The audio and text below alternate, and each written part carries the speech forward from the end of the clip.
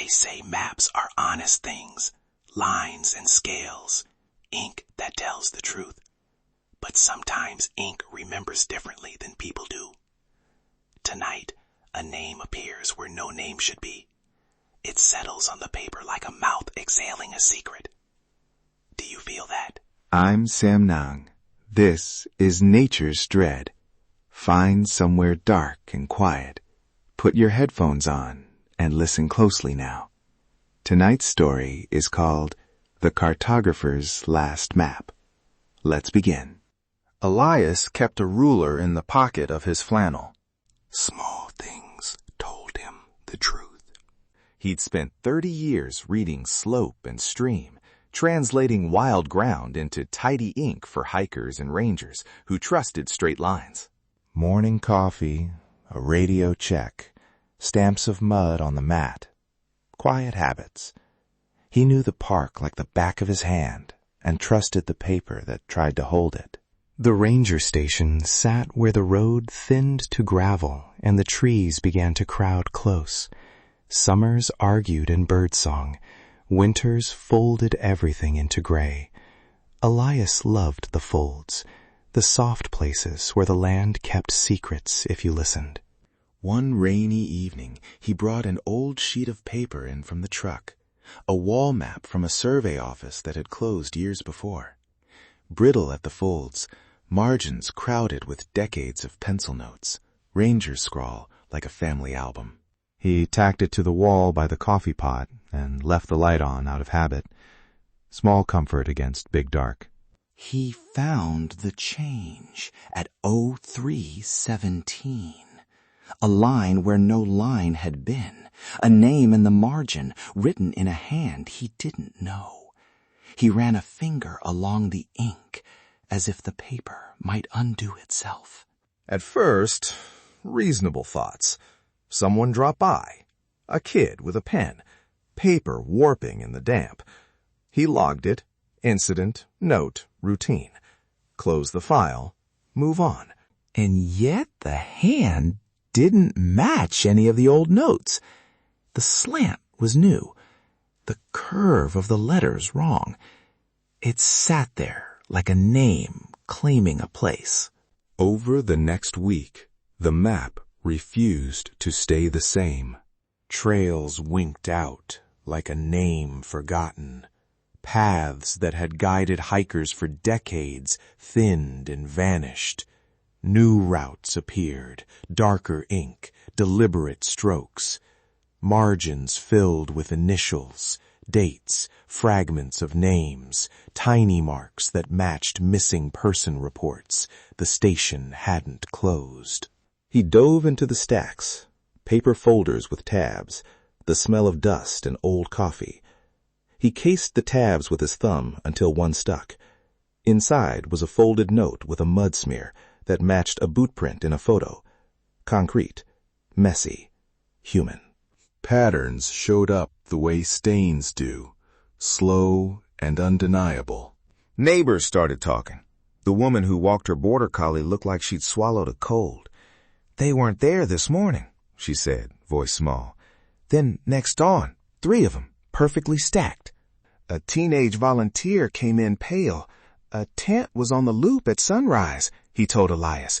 "By noon, gone. No prints, no trash, just gone."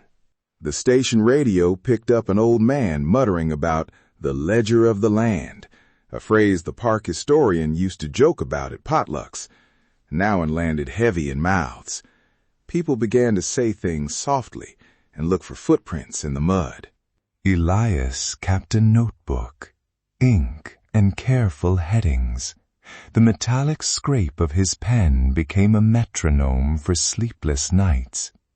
He dated each check, taped copies of the map, wrote names next to names until the pages smelled faintly of damp paper and worry.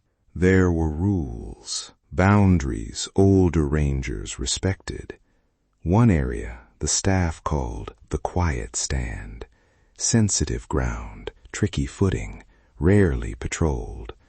Stories said people who wandered there sometimes didn't come back the same. Elias had been taught to respect those lines. He should have waited. Everyone told him to wait. File the reports, call backup, lights, teams, procedure.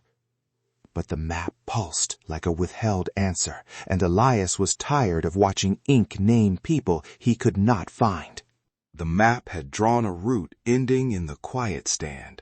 Beside it, a single name he'd seen on a missing person form months ago. Fresh-looking, like someone had written it while the town slept. He left at dusk with a small pack, a flashlight too dim in his hand, and a folded copy of the map in his jacket. The forest accepted him with usual sounds, low wind, twig snaps. But landmarks shifted like a book being thumbed. A boulder gone, a stream quieter, the trail thinned. Cairns rearranged themselves. He turned and saw a stack where there had been none. Round a bend, one gone. The air changed, colder, as if the forest exhaled something older than weather. Elias felt watched in a way training didn't teach him to catalog. This is where things change. At the clearing, impressions took shape like faces.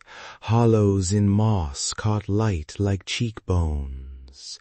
Roots furrowed like brows. The land had pressed itself to remember. He said a name, one he'd read that week. The reply was silence that moved. Not empty, attentive. A soft scraping behind him, a pen across paper. He turned. The map he had tucked into his pack had a new line, fresh ink. The name he'd murmured, now there, in a hand that matched no one he'd met. He stared until rain blurred his sight, and understood with a cold clarity. He had brought the map to the place it demanded. He waited. He counted breaths. Then, nothing that fits tidy stories. Elias came back. He had to, or the forest allowed him. He answered questions. Deputies, the historian, volunteers. Evidence was small. Footprints that angled wrong. A damp corner of the map flecked with moss. A faint date scratched into bark like a shorthand memory. They wrote it down on official forms, hands careful. Words that read like placeholders, anomalous. Elias wasn't the same. He blinked slow, as if the world had given him too much to carry. He left the porch light on for a month. Coffee cooled at the edge of the mug. He kept a copy of the map in the drawer by his bed, a pencil on the nightstand. Every month, ink would appear somewhere new in the margins. A name, a date, a tiny line pointing toward the dark. Communities split in quiet ways. Some wanted more patrols, fences, printed maps with stern disclaimers. Others lit candles at the clearing and sang old songs, treating the land like ledger and hymn. The historian warned that stories bend under grief. The deputies filed polite logs. The map didn't answer committees. It kept a record for itself. Weeks later, Elias unfolded the original map on his kitchen table. He thought he was prepared. He expected blank margins. Instead, in the white near a river bend, a tiny mark had appeared overnight, a name he didn't know. Next to it, a date that hadn't yet come. He sat very still. The room tilted like a page turned without consent. The dread settles in. We can offer theories, folklore, pattern-seeking, prank, someone making meaning out of loss. Or we can listen to the way the land keeps things, names, footsteps, the way a clearing remembers a face. Maybe the map is curse, recorder, or an attention as old as root and stone. Elias kept looking, and that looking cost him. The forest did not owe him patience. If you walk past a bark wall and trace the lines with your eye, notice the names, notice the blank spaces. Maps promise we can navigate a place. Sometimes the land remembers differently. Listen closely now. Can you hear it? The night remembers. The darkness whispers. If you're still here, it means the story followed you to the end. Take a breath. Look around your room. Make sure everything is where you left it. I'm Samnang. If this episode stayed with you, share it with someone who listens in the dark. Subscribe so you don't miss what the map names next. Until next time, check the corners. At 03:17, the drawer hummed. Good night.